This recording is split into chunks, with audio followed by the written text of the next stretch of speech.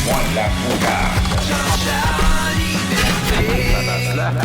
Salut tout le monde.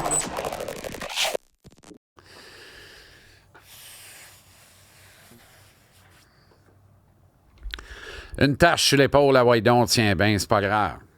On part. T-shirt. Doutant. J'aime ça. On l'a perdu, gang. On l'a perdu. On l'a échappé. Ben, on le savait, là. Tu sais, on le savait. Mais j'aime ça qu'on se le rappelle. Faut tout le temps qu'on se le rappelle parce que c'est important qu'on essaye de se tenir loin de la pure et simple assimilation, de la pure et simple soumission.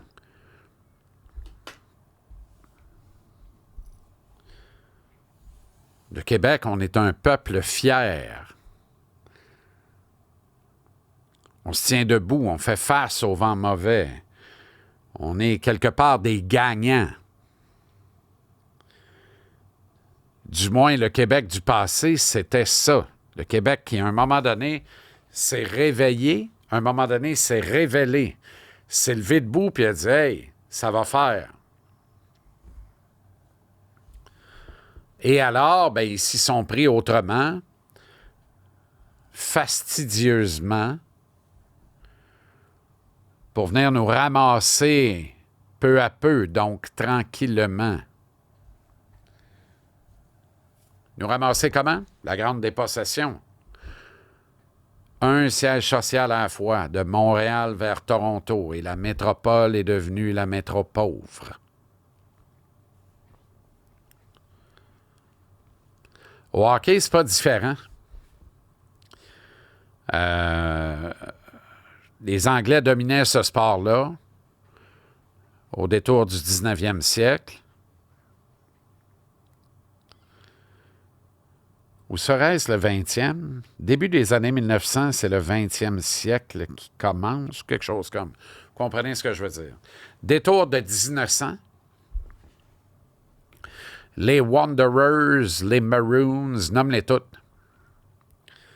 Et les Frenchie Pea Soup qui traînaient autour. On veut jouer, on veut jouer, on veut jouer, nous autres ici, on veut jouer, nous autres ici, on veut jouer, nous autres ici. Hey, nous autres ici, on veut jouer, on aimerait ça jouer, nous autres ici. On ne disait pas trop fort, mangeant une claque. Un coup de pelle. On ne disait pas trop fort. On veut jouer, nous autres ici. À un moment donné, on dit vous voulez jouer, vous autres? On va vous faire un club. Les habitants, les Canadiens, on va vous appeler les Canadiens pour les Canadiens français de Montréal. C'est de même qu'on les appelait. Hein. C'était long avant qu'on s'appelle les Québécois. On va vous appeler les Canadiens. Parce que vous êtes des Canadiens français de Montréal. Achetez-nous pas. Ça, là, c'est les Habs pour les habitants. Les habitants comme l'expression de ta mère, la mienne, la mère de ta mère, la mère de la mienne. Et maudit habitant. À cause du fait simple de même, au Saguenay, là, c'est maudit habitant. Maudit habitant, c'est péjoratif. Mais les Habs, ce sont des habitants. C'est péjoratif. Fait on dit, toi les francophones, vous jouez ensemble, vous n'avez pas le droit de jouer avec nous autres. Vous n'avez pas le droit. Vous jouez ensemble. On va vous en donner une maudite, ça va nous faire plaisir à part de ça. C'est pas ça qui est arrivé. Ce qui est arrivé, c'est que les Canadiens de Montréal se sont mis à gagner, à gagner encore. Les Frenchie Pea Soup, t'es meilleur que la bunch. C'est quelque chose de profond, de latin qui dit, nous autres, là, on va mourir sur la glace s'il faut, mais on va gagner la calvaire de game de hockey. Et ils l'ont fait. Et ils l'ont refait. Et ils l'ont refait encore.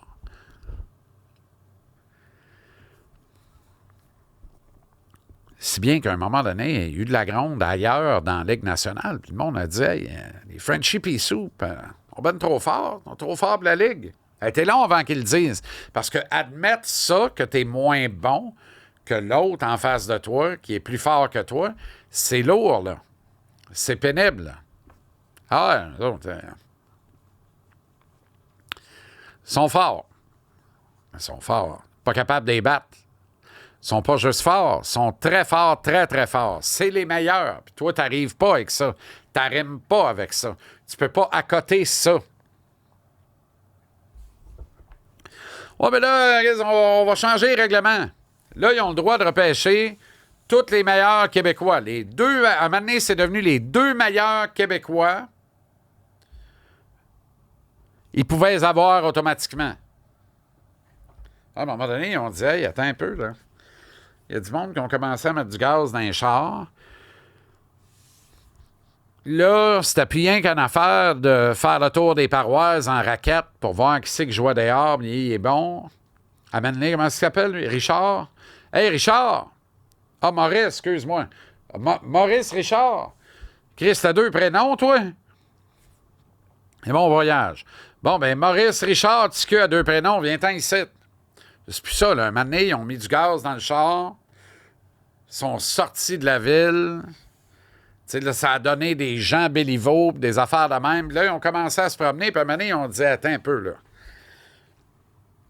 Là, il y a Guy Lafleur, il y a Gilbert Perrault. Là, il commence à avoir du stock pas mal, là. Tu sais, c'est... Si on ne change pas le règlement, si on leur donne encore l'accès aux deux Québécois francophones de leur choix, on est mort, ils vont gagner 22 Coupes Stanley en ligne. Changer le règlement. Pourquoi? Ben parce qu'on était trop fort. Tu sais ce que je dis, là, qu'il faut changer le règlement fiscal là, pour arrêter pour arrêter d'avantager la Floride, puis Tampa Bay, puis Dallas dans une certaine mesure, puis donner une meilleure chance au club canadien. Là. Ben, à l'opposé, quand le club canadien, le seul unique, le Canadien de Montréal, notre équipe nationale, gagnait tout le temps, là, on changeait le règlement. Là. On est tanné, là, ils gagnent tout le temps. On change le règlement. Là, ça va être un repêchage universel. Parfait. Honnêtement, là, c'était une hérésie. C'était rendu une hérésie. Puis à l'époque, la quantité de bons joueurs qu'on fabriquait, si on ramassait les deux meilleurs année après année, t'as-tu dans la marre d'eux autres? Voyons donc. C'est vrai qu'on aurait gagné tout le temps. C'est vrai qu'il y avait un déséquilibre. Il n'y a pas de scandale là. Ils ont bien fait de changer le règlement. Pourquoi ils ne changent pas là?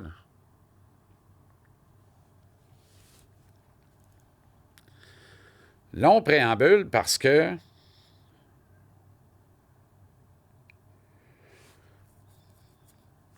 on l'a perdu. On a tout perdu. On est à deux doigts de l'assimilation pure, complète, totale. Et on est en plein dans la soumission. On se soumet, on est content. On rampe à genoux, à terre. On a un club de la Ligue nationale, ça nous suffit. Il y a 32 équipes, on ne peut pas gagner tout le temps, on comprend ça. Peux-tu gagner une fois de temps en temps? Pas nécessairement, hein? Peux-tu faire les playoffs? On verra. Être dans le mix. Ah, calvaire, puis tout le monde boit le Kool-Aid. Ah ouais.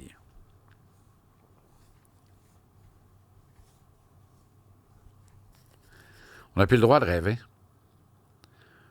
Ça fait plus qu'un an maintenant que je parle de Sidney Crosby et le Canadien. Ça fait plus qu'un an que je reçois une pluie d'insultes. Tu rêves en couleur, viendra jamais. Tout le monde a compris. Tu sais, l'assimilation puis la soumission, tout le monde a compris qu'il ne viendrait jamais. Là. C'est réglé. Là. Il n'y a pas un calvaire de joueur autonome avec panache qui va signer un contrat à Montréal. Il n'y en a pas. Ça n'arrivera pas. Ça n'existe plus. C'est terminé. Il n'y a pas de joueurs vedettes qui doivent lever une clause de non-échange partiel, soumettre une liste de 5 clubs qui mettent Montréal sur la liste. Il n'y a pas, il n'y a plus, ça n'existe plus. On n'est plus là. On n'existe plus. On n'est plus là.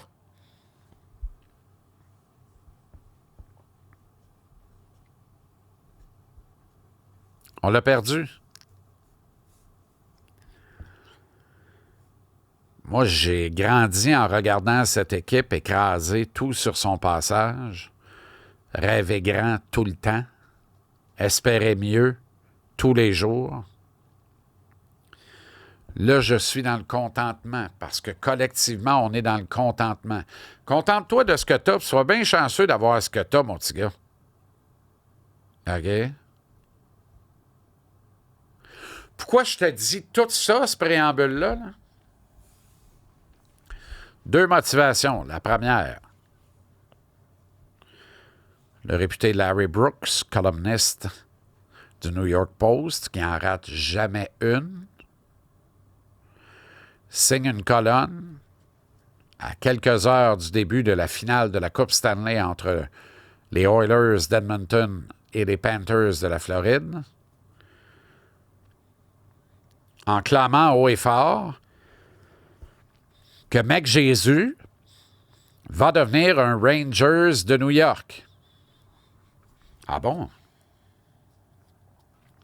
Qui? Et à Toronto, la vraie métropole canadienne, la seule et unique qui existe désormais, parce que nous autres, on l'a perdu, on l'a échappé. À Toronto, les columnistes volent dans la même direction. Connor McJésus ne doit pas passer à des intérêts américains. Il doit s'en venir ici à Toronto. C'est ta minute, là. La finale de la Coupe Stanley commence demain. McDavid va essayer d'en gagner une première. C'est pas trop demandé. Chemin faisant de prendre sa revanche d'il y a un an sur les Panthers de la Floride. Puis là, les chacals, les charognards rôdes se mettent à voler au-dessus de cette finale-là, larguant le fiente sur la patinoire, dans l'espoir que McDavid slide dedans et aboutisse à Manhattan ou dans la ville reine, qui devrait devenir la ville roi, logiquement.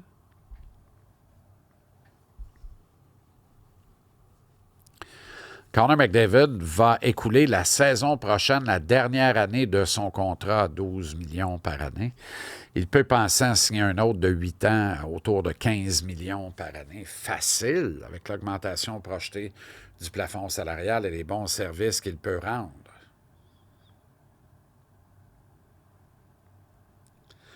Alors, eux disent, il ne restera pas à Edmonton. Et alors, quand je dis eux, là, c'est New York puis Toronto.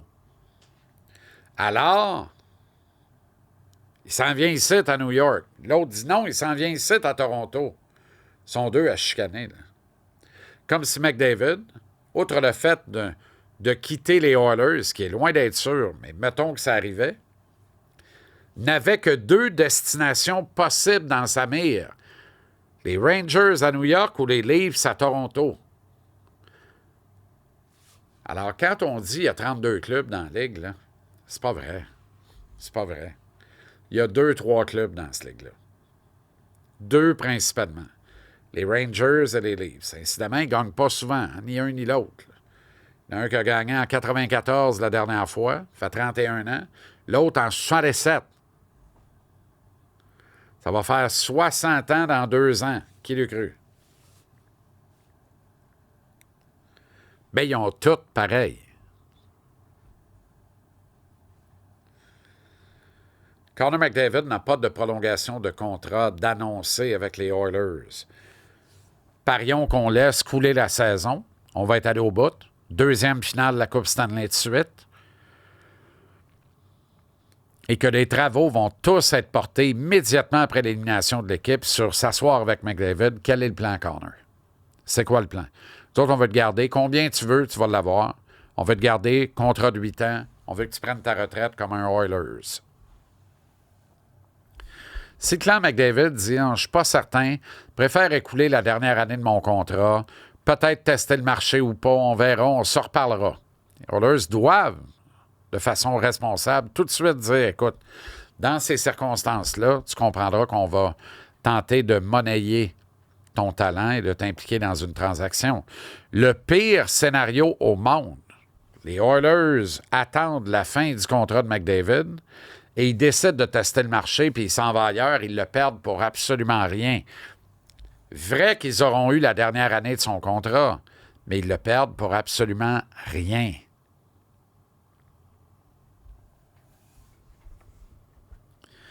Le meilleur des scénarios pour les agents de McDavid.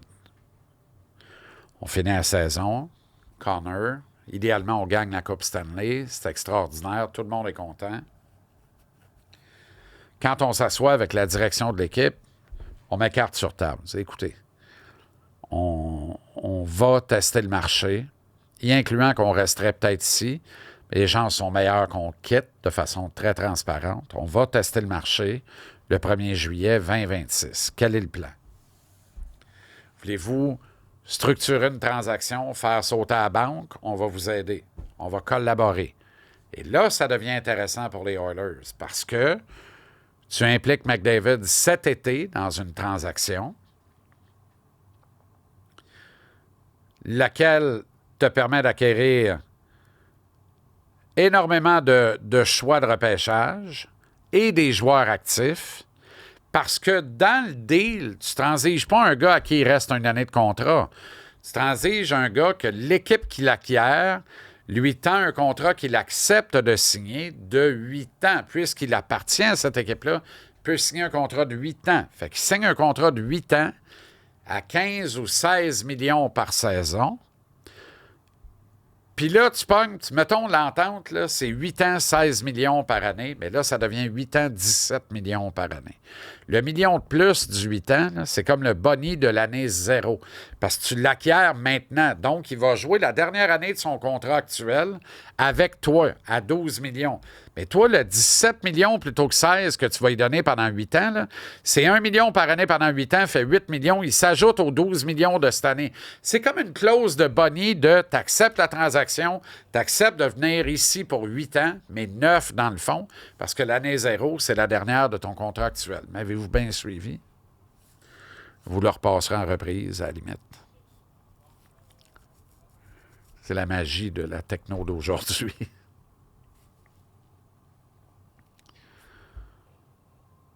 Et ainsi, McDavid peut aboutir chez les Rangers, peut aboutir chez les Leafs de Toronto. Moi, ce qui m'énerve beaucoup là-dedans, c'est que quand tu regardes le palmarès du prestigieux Forbes sur la valeur des franchises professionnelles d'Amérique, lorsqu'il est question de la Ligue nationale de hockey, l'équipe avec la plus grande valeur au livre, ce sont les Rangers de New York. Alors, c'est cohérent avec ce qu'on vient de discuter. La deuxième équipe qui a la plus grande valeur au livre, les Leafs de Toronto. C'est cohérent avec ce qu'on vient d'illustrer. Mais la troisième équipe qui a la meilleure valeur au livre, c'est encore le Canadien de Montréal, notre équipe nationale. Et là où ça perd beaucoup de cohérence, c'est qu'en dépit de ce fait qui est clair, je n'ai pas toujours l'impression que la haute direction nous fait sentir qu'on est top 3 de la Ligue nationale en termes de magnificence, de grandeur, de grosseur, d'abondance. On a l'impression qu'on veut toujours on a l'impression qu'ils veulent toujours nous faire croire qu'ils sont petits, misérables un peu, nés pour un petit pain, ils ne font jamais de sandwich pour tout le monde. Non, non. On est encore là. On est top 3.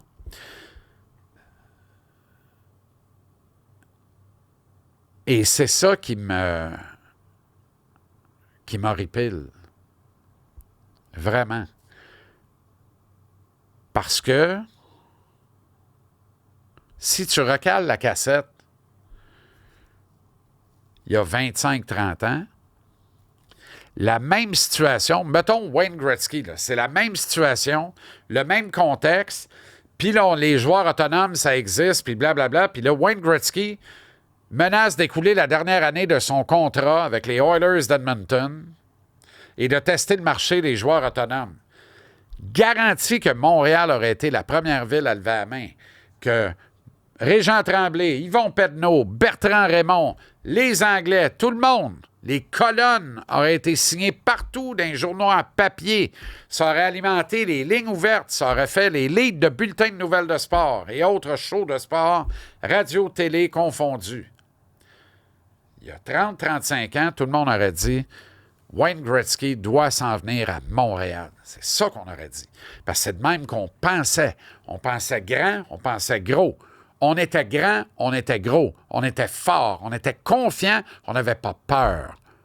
25-30 ans plus tard, on est conquis, assimilé, soumis. On a la chienne au cul. On fait dans nos bas, on a peur. On peur. Peur de quoi? Personne ne le sait, mais à Toronto, il s'en doute. Personne ne le sait, mais à New York, il s'en doute. Conquis, soumis, assimilé.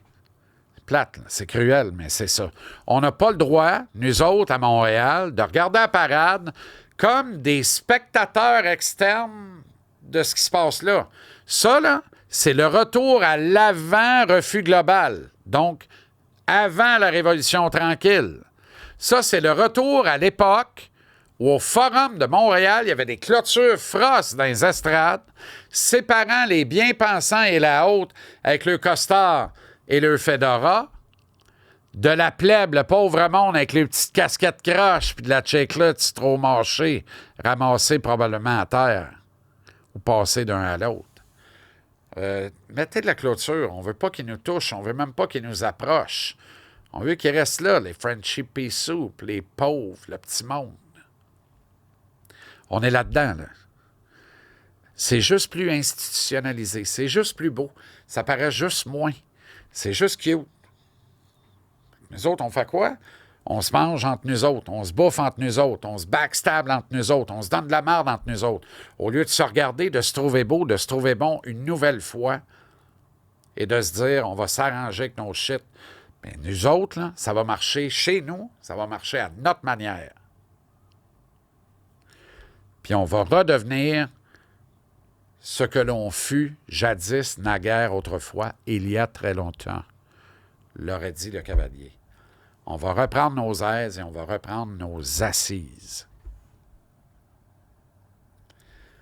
Fait que moi, je dis Connor McDavid et pourquoi pas avec le Canadien? Et pourquoi pas avec le Canadien? Pourquoi Kent Hughes, Jeff Gorton ne prennent pas le jet privé de Jeff Molson débarquer à Edmonton cet été et dire il ne veut plus jouer ici dans un an, on peut-tu faire un deal? Qu'est-ce que tu veux? Peux-tu faire un deal? Pourquoi pas nous autres? Pourquoi ne même pas en parler? Fuck off. Moi, j'en parle ici. Puis on verra si d'autres veulent en parler ailleurs après. Mais moi, j'en parle ici. Come on.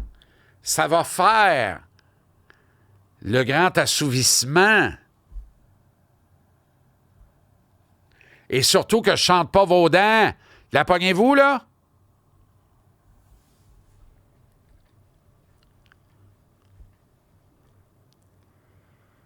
Faut qu'on arrête d'être un peuple de guédounes, conquis, soumis, assimilés. Là, prends-les au niveau que tu veux le prendre, j'en ai rien à serrer. Dis-moi que je fais de la politique, prends-les comme tu le veux. C'est toi qui le reçois.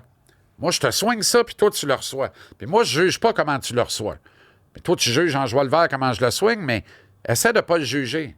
Prends ça, que ça te travaille en tête, que ça te mijote dans la caboche, puis tu te dises, ben, OK, je suis d'accord ou je suis pas d'accord. Et pourquoi? Je veux t'entendre. Parce qu'à la base, là, la seule affaire que je veux te dire, 25 minutes plus tard, là, c'est on n'a pas le droit de ne pas rêver à Connor McDavid. Puis de laisser New York puis Toronto rêver à McDavid, puis nous autres, on regarde passer la parade. Ça suffit. Comme on perd Justin Poirier, comme on perd Mathis Rousseau, mais Mathis Rousseau, 20 ans, mais Justin Poirier aurait tout cassé dans le circuit Tchekini à 19 ans l'an prochain. Black Bears, Université du Maine, va se prosterner probablement devant le mémoriam de Paul Kariya, la plus grande gloire de l'histoire de cette toute petite université, mais combien coquette, où le hockey règne en roi et maître en Division 1, c'est formidable. Mais Poirier ne vendra pas de ticket dans la Q ici l'an prochain, à 19 ans, dans Fleur de l'âge, avec une possible saison de 150 points puis 60 buts, là. Caleb Desnoyers puis le petit Carbonneau, Justin de son prénom, vont être réclamés en première ronde au prochain encan dans moins d'un mois. Desnoyers probablement 5e. Là, on fait de louables efforts, dit non, il va rester au Québec. Le club qui va le repêcher va probablement lui dire, tu sais quoi, pour ton développement, puis en plus, ils vont te donner de la belle argent, ce serait le fun que tu acceptes l'offre des Wolverines du Michigan, ou des Buckeyes d'Ohio State, ou des Terriers de Boston U, que tu ailles parfaire ton développement dans les collèges américains. Et alors, peut-être qu'en plus de Poirier, on perdra l'an prochain Caleb Desnoyers à 18 ans de sa position de 5e choix total de l'encamp amateur de la Ligue nationale, puis Justin Carbonneau, 18 ans, de sa position de top 20, première ronde de la Ligue nationale au prochain repêchage. Et pourtant, on a tous avalé à couleuvre et plusieurs ont fait de louables efforts en disant c'est une bonne affaire la déréglementation de la NCAA, puis maintenant les salaires permis, puis l'amalgame que ça fait. Les juniors canadiens, eux aussi, vont faire le plein d'espoir. Ah oui? Le plein d'espoir, hein? Tabaslac. Vous avez vu ça où, vous autres, le plein d'espoir? Là? Moi, je voudrais... je voudrais voir ça, le plein d'espoir. Parce que désormais, il n'y a plus beaucoup d'espoir, à moins qu'on s'en occupe comme du monde. Ça n'empêche pas que faut se tenir. Pour se tenir, ça prend un bon coéquipier. Puis le coéquipier par excellence, c'est le Bronco. Mais tu le sais, ça, parce que je te le présente à tous les jours. Mais c'est vraiment le coéquipier par excellence. Quant au F-150 Lightning, construit pour travailler fort d'un coin, jusqu'au 9 juin, profite de l'offre location. Cette fois, c'est la location plutôt que la vente du F-150 Lightning XLT 2025, donc de l'année. Tu as 0 à compte à donner, aucun cash, paiement de 819$ par mois, location de 48 mois. Au détail, ça vaut 72 890$. Il y a 84 détaillants Ford au Québec qui t'attendent avec cette offre remarquable. Visite-les sans attendre ou encore consulte le ford.ca/JC en liberté pour toutes les offres promotionnelles. Merci aux concessionnaires Ford du Québec, sans qui rien de tout ça est possible. Mais évidemment, les concessionnaires Ford du Québec se joignent à moi pour te remercier, toi, parce que sans toi, rien de tout ça est possible. Oui, toi, puis toi, puis toi, puis toi, puis toi, puis toi, puis toi là-bas. Oui, toi, Éric, là-bas, le peintre. As-tu dormi, Éric le peintre? Parce que tu as travaillé fort dans les derniers jours, Éric le peintre. Je le sais, je peux en témoigner. As-tu dormi? As-tu pris ta protéine de noix bien macérée, bien grillée, que tu as si bien préparée? Merci pour l'offrande. Merci à toi. À demain.